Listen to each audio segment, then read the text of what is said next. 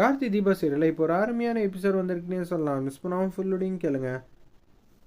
நம்ம ஐஸ்வர்யா வந்து ஆப்போசிட்டில் உட்காந்துட்டு இருக்காங்க. தண்ணி வந்து இல்லை போல இருக்குது. தண்ணி எடுத்துகிட்டு வரலான்னு சொல்லிட்டு நம்ம கீதா மாட்டுக்கு வெளியில் வந்து போகிறாங்க. வெளியில் போகிறப்போ வந்து கடுப்பாயிடுறாங்க. அந்த இடத்துல நம்ம கீதா, எனக்கு என்ன கீதா நினச்சிக்கிட்டு இருக்கியா? அதை நான் சும்மா வந்து இங்கே இருக்கிற எல்லாரையும் வந்து ஏமாற்ற, முக்கியமாக என் ஹஸ்பண்டை வந்து நான் ஏமாற்ற தான் நான் கீதான்னு வந்து பேசிக்கிட்டு இருக்கேன் அப்படின்னு சொல்லிட்டு அவங்க கிட்டக்க வந்து போகிறாங்க. இவன் என்ன பார்த்துக்கிட்டு இவ்வளோ கோவமாக வரா? ஒரு வேலை அன்னைக்கு பண்ணதெல்லாம் சொல்லி கேட்க வருவாளோ, கத்தி கேட்டுட்டானா நான் பிரச்சனையாயிடுமே, நான் மாட்டிடுவேனேங்கிற மாதிரி யோசிக்கும் போதே, நீ இப்போ எனக்கு என்ன செஞ்சியோ அதே தான் பதிலுக்கு நான் உனக்கு செய்ய போகிறேன்.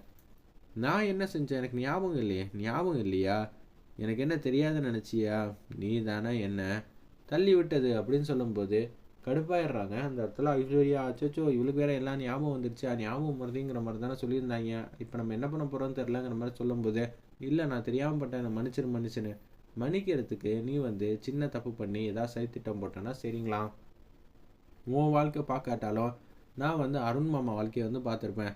ஆனால் நீ வந்து நானே இருக்கக்கூடாதுன்னு நினச்சிருக்கேன். அப்படி இருக்க சுச்சுவேஷனில் நான் எப்படி உனக்கு ஐயோ பாவம் பார்ப்பேன்னு சொல்லி ஒரு விஷயத்த வந்து செஞ்சிடுறாங்க. உடனே வந்து கனவுல வந்து ஆன்னு சொல்லி கத்தி வந்து எந்திரிக்கிறாங்க. அந்த இடத்துல ஐஸ்வர்யா உடனே வந்து பக்கத்தில் இருந்த அருண் மாட்டுக்கு எந்திரிக்கிறாங்க. என்ன ஏதுங்கிற மாதிரி விசாரிக்கிறாங்க. நீ இப்போ என்கிட்டலாம் வந்து என்னென்னமோ விஷயத்தெல்லாம் மறைக்கிற, எனக்கு தெரியாமல் ஏதோ ஒரு தில்லுமுள்ளு ஏற்பாடு பண்ணியிருக்க, அந்த இது வந்து கனவுல வந்ததுனால நீ வந்து இப்போ கத்துற கரெக்டாக சொல்லு ஐஸ்வர்யா, எனக்கு தெரியாமல் என்ன வந்து திட்டுத்தன வேலையெல்லாம் பண்ணி வச்சுருக்க அப்படின்னு சொன்னோன்னா பேரதிர்ச்சியாக பட்டமாயிடுறாங்க. அந்த இடத்துல நம்ம ஐஸ்வர்யா, அதெல்லாம் ஒன்றும் இல்லைங்க, நான் தண்ணியை வந்து குடிச்சிட்டு வந்துடுறேன் அப்படின்னு சொல்லிட்டு கீழே வந்து கொடுக்கணும் போகிறப்ப கீதாவுக்கு உண்மையிலே வந்து பசி தாங்கலை போல இருக்குது. ஆப்பிள் வந்து கட் பண்ணி அப்படியே வந்து க்யூட்டாக அழகாக வந்து சாப்பிட்டுட்டு இருக்காங்க.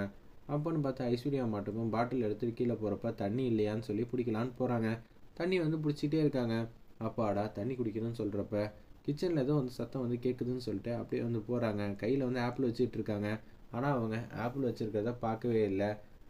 கீதா வந்து ஆப்பிள் வந்து கட் பண்ணிட்டு இருந்தாங்களே அந்த இதை வந்து பார்த்துட்றாங்க போல இருக்கு. நம்ம ஐஸ்வர்யா இதை பார்த்தோன்னா பேர் எதாச்சியா பட்டமாயிடுறாங்க. அச்சச்சோ என்ன இவ இதெல்லாம் வந்து கையில் வச்சுக்கிட்டு இருக்கா, இனிமேட்டு இதை கையில் வச்சுக்கிட்டு இருந்தானா அப்புறம் பிரச்சனையாயிடுமே அப்படின்னு சொல்லி தண்ணி பாட்டில் வந்து கீழே வந்து டப்புன்னு போட்டுட்டு குடுக்குன்னு வந்து திருப்பி வந்து ரூமுக்கு வந்து போகிறாங்க. இதை வந்து நம்ம கீதா வந்து பார்த்துட்றாங்க. என்னது நம்மளை பார்த்தோன்னு வந்து அப்படியே 2 நிமிஷம் அப்படியே பார்த்துக்கிட்டே இருந்தாங்க. அப்புறம் தண்ணி பாட்டில் கீழே போடுறாங்கன்னா இவங்களுக்கும் தீபாக்கும் ஏதோ ஒரு பிரச்சனை இருக்குன்னு கார்த்திகிட்ட சொல்லியிருந்தோம். அது எல்லாம் உண்மைதான் போல இருக்கு.